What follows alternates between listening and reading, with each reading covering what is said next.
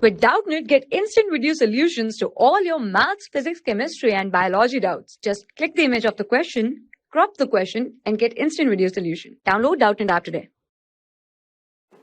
Hello everyone, let's start the given question. The question says that we have a reaction here to N2O5 giving NO2 and O2 following first order kinetics.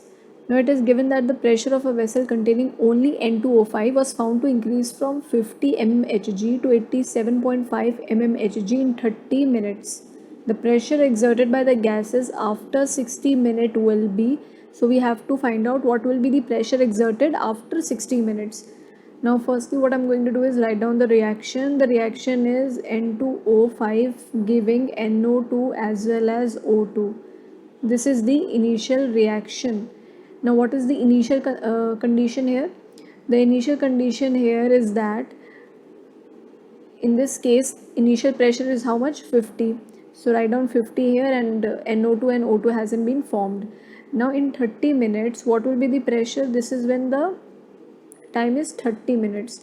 So in case of 30 minutes the pressure would be, now also balance out the reaction here. So for balancing we have 2 nitrogen here, so write down 2, and after this again you need to balance, so I'll write down straight ahead. So this will become 2N2O5 and this is 4NO2. It is given in the question in itself.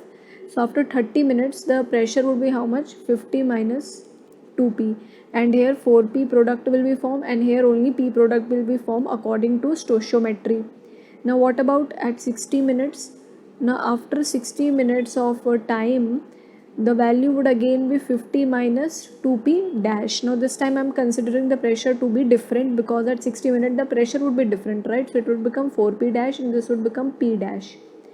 Now that means after 30 minutes what would be the total pressure? Now I'm finding out the total pressure at 30 minutes. So at 30 minutes the total pressure would become, add all these value, 50 minus 2p plus 4p plus p. This value will come out to be plus 2p plus 3, that means 50 plus 3p would come out to be total pressure at 30 minutes. So this is at 30 minutes. Now this value is equal to how much? It is given to us already that after 30 minutes the pressure increases from 50 to 87.5.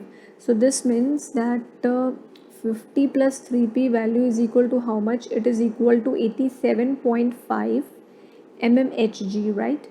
So this is what this value becomes. Now 3p will become equal to how much? Subtract this value, 37.5.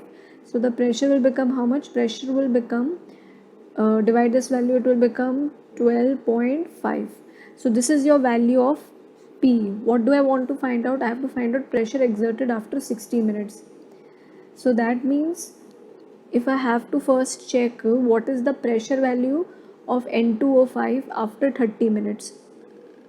So I'm going to firstly find out after 30 minutes. What I'm observing is that in the reaction the pressure of N2O5 is decreasing. From 50 mm now the pressure is decreasing and becoming how much? It is becoming 25 mmHg. So pressure is decreasing now. So this means that after 60 minutes, since it follows first order kinetics, since it follows which kinetics? First order kinetics. So the decrease in N2O pressure will be same. So that means if it is decreasing by half value, that is there is a half decrease from 50 mm, it's becoming 25 mmHg. So it means that in 60 minutes the pressure of N2O5 will now become 1/4. Why? The pressure will become 1/4 because of 2 half-life periods. So it will be equivalent to how much? It will be equivalent to 12.5 mmHg, which is half of 25. So we know that the total pressure is how much at 60 minutes.